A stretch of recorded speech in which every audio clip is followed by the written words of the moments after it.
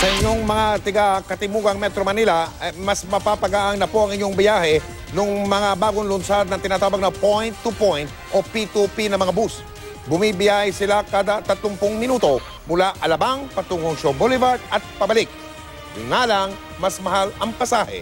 Tinutukan niya ni Bernadette Reyes. Siksikan, mainit at matagal ang biyahe sa bus, ilan lang ito sa araw-araw na reklamo ng mga nagko-commute. Pero sa mga taga Muntinlupa, Laguna at Cavite na patungong Ortigas, di na kailangan pawisan o mabagot sa biyahe dahil meron na rin point-to-point o P2P bus mula Alabang patungong Shaw Boulevard at Shaw Boulevard pabalik ng Alabang. Magsisimula ang biyahe mula Alabang alas 6 ng umaga. 7:50 ng umaga naman ang simula ng biyahe sa mga galing ng Shaw Boulevard. Aalis ang bus kada 30 minuto hanggang alas 8 ng gabi sa Alabang at hanggang alas 9 ng gabi sa Shaw.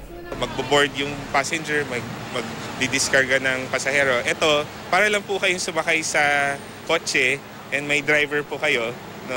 And dire-diretso po yung biyahe. Part po talaga ng formula why P2P works for us is the fact that yung promise namin doon sa mga pasahero that it's a non-stop service. 80 pesos ang pamasahe kumpara sa 46 pesos kung sasakay ng regular bus. Pero para kay Patrick, di bali na raw gumastos ng halos doble kung ginhawa naman ang kapalit.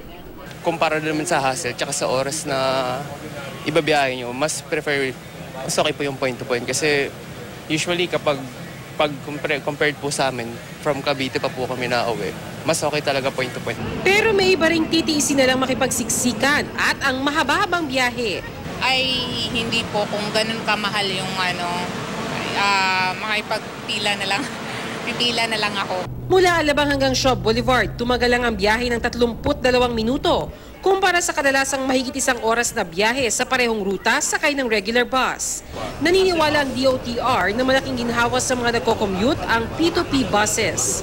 Ibig ba sabihin ng point-to-point, susolvin lahat yung problema ng kung hindi naman. Makakadagdag lang yan na bibigyan mo ng option yung mga mananakay. Pinuri rin ni Secretary Tugadi ang nose-in, nose-out policy ng MMDA na nakakatulong daw sa pagpapabilis ng daloy ng trapiko sa EDSA. Pero gate pa rin niyang emergency power ang tutuldok sa paulit-ulit na reklamo sa trapiko. Sana magtuloy-tuloy. Hindi, maganda yung polisiya. Kasi hindi ka na aatras, lalabas ng patras. Alam mo, pag lumabas ka ng patras, doon nagkakaroon ng aberya. Sa akin naman, sa dato na natatanggap ko, may pagbabago naman. Is it substantially and completely changed? Hindi naman. Pero may pagbabago. Bernadette Reyes, Nakatutok, 24 Oras.